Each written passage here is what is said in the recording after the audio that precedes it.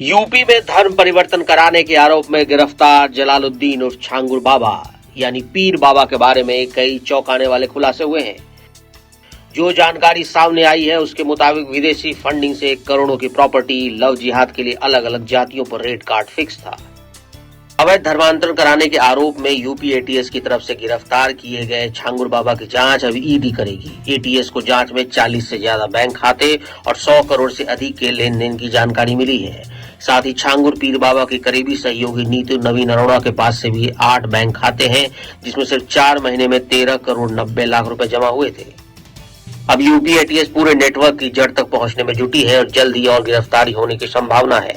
के माध्यम से कन्याओं को फांस कर उसके बाद उन्हें धर्म परिवर्तन के लिए प्रेरित किया जाता है।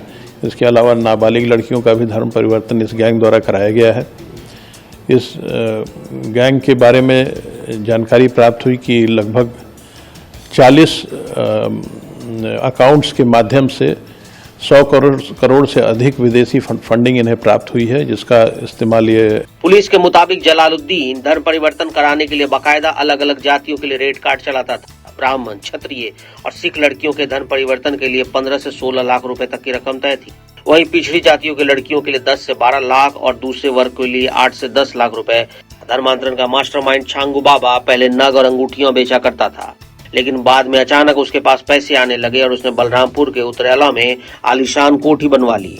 धर्मांतरण के नाम पे जिस तरह का कार्य किया जा रहा है पूरे देश में, तो क्या लगता है कि उतरौला जैसे छोटे से कस्बे में ये पूरी साजिश रची गई? देखिए, छांगुर बाबा बहुत उतना कॉम्पिटेंट नहीं है, जो मेरी अपनी समझ है। छांगुर बाबा का कोई अन्य संपर्की हो सकता है, उससे मिले हों, उसका सहयोग किए हों या जो भी हुआ हो। और एक बात मैं ये भी देखता हूँ भैया, आप लोग जानते हैं इस समय भाजपा की सरकार है, और कभी भी पुलिस जब किसी को पकड़ती है किसी गंभीर मामले में, तो नाना प्रकार के अफवाहें और ये सब लाद देती है।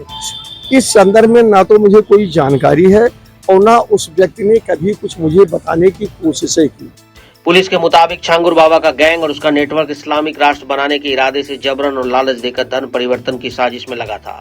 बलरामपुर के उतरौला में इसने बेस बनाया और वहीं से इस साजिश को असली जामा पहना रहा था। पुलिस ने इस मामले में पहले भी एक्शन लिया था और 2 लोगों को गिरफ्तार किया था। 8 अप्रैल को इस मामले में छांगुर बाबा के बेटे महबूब और नवीन उर्फ जमाउद्दीन को गिरफ्तार किया गया। धर्मांतरण गैंग का पर्दाफाश हुआ है यूपी के बलरामपुर में, और एक बाबा है, उनके नाम से उन पे आरोप है कि उन्होंने कई करोड़ की प्रॉपर्टी अर्जित की और कई हिंदू धर्म के लोगों का धर्मांतरण करवाया। हालांकि अब उनकी गिरफ्तारी हो गई। तो आप इस तरह के गैंग पे क्या कहेंगे? मैं इस तरह के सब गैंग्स की निंदा करता हूँ। धर्मांतरण, धर्म ये व्यक्ति के अंदर का मामला है, उसकी चेतना का मामला है। उसकी आंतरिक चेतना बदले और वो धर्मांतरण करे तो वह एक बात है, पर अगर वो धोखे से कराया जाए, अगर वो लालच से कराया जाए, अगर वो डरा कर कराया जाए, इन तीनों में से किसी भी तरह कराया हुआ धर्मांतरण ये वैध धर्मांतरण नहीं है। उत्तर प्रदेश के कानून के अनुसार गैर कानूनी धर्मांतरण है। उनकी गिरफ्तारी उचित है, उनको दंड मिलना चाहिए। ऐसे बाकी सब गिरोहों का भी पर्दाफाश करना चाहिए। हमने अपने कार्यकर्ताओं से भी कहा है कि सतर्क रहें और ऐसे लोगों की जानकारी पुलिस को दें। कोई अभियान सर आप लोगों का वीएचपी का, जो धर्मांतरण के विरोध में जिस तरह की खबरें आती हैं वैसे कुछ? हम धर्मांतरण के विरोध में सतत जागृत रहते हैं और इसके लिए लगातार प्रयत्न करते हैं। अलग से आज कोई अभियान शुरू किया ऐसा नहीं है। हमारा तो जन्म इस काम के लिए हुआ था। तो जो भी धर्मांतरण अवैध तरीके से होता है, भय से, लालच से या धोखे से होता है, वो गैरकानूनी है और हम अपना प्रयास उसके खिलाफ जागृत रखेंगे।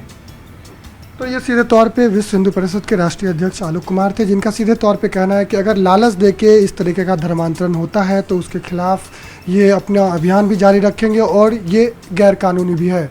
अब इस मामले में मास्टरमाइंड जलालुद्दीन उर्फ छांगुर बाबा और नीतू उर्फ नसरीन को गिरफ्तार किया गया है। वहीं गिरोह के सदस्यों ने 40 से अधिक बार इस्लामिक देशों की यात्रा की। 100 करोड़ रुपए से अधिक का लेन देन 40 से ज्यादा बैंक खातों में हुआ। इतना ही नहीं, एक साल में शोरूम, बंगला और लग्जरी गाड़ियों की खरीद फरोख्त की गई। इस मामले में पहले 2 आरोपियों उर्फ नवीन उर्फ जमालुद्दीन और महबूब को 8 अप्रैल को गिरफ्तार किया जा चुका है। महबूब जमालुद्दीन छांगुर बाबा का बेटा है।